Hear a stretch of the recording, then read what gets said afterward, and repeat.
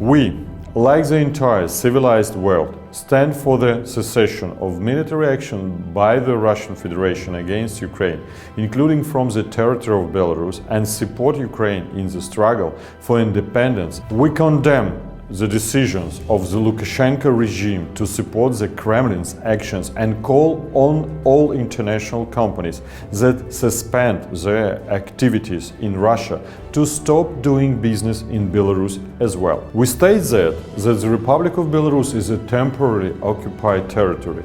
The Russian Federation is an occupying country and the Lukashenko regime is a puppet government.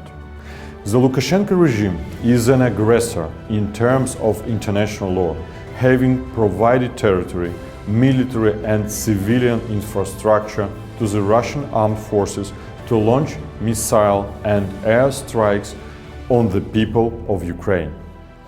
We welcome the decision of international companies to leave the Russian market.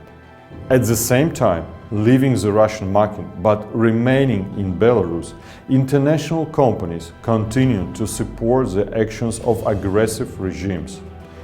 We call for an end to the payment of taxes to finance the armed forces that the Russian Federation uses with the help of the Lukashenko regime against the Ukrainian people.